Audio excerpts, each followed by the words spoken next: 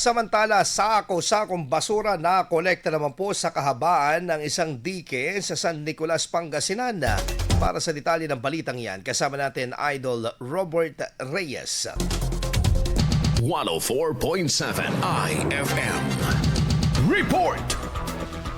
Kabuuang 19 na sako ng basura ang nakolekta sa isinagawang cleanup drive sa kahabaan ng dike mula Poblacion East hanggang Kabitnongan sa San Nicolas mula sa pangunguna ng Municipal Environment and Natural Resources Office. Nakolekta ang kabuuang 19 na sako ng residual waste, 2 sako ng recyclable materials at 1 sako ng hazardous waste na agad na dinala sa Municipal Materials Recovery Facility para sa wastong disposisyon. Nasa 42 naman ang nakilahok kung saan kinabibilangan ng mga opisyal ng kabalikat, barangay officials, civilian volunteer organization members, barangay health workers, mga kabataan at iba pang miyembro ng komunidad na nagkaisa upang mapanatiling malinis at ligtas ang kapaligiran. Bukod sa paglilinis, nagsagwa rin ang MENRO ng orientation na tumatalakay sa tamang paghihiwalay ng basura, mga ipinagbabawal na gawain at mga kukulang parusa sa mga lalabag sa batas. Kasama mo Idol Robert Reyes, Tatak, IFM.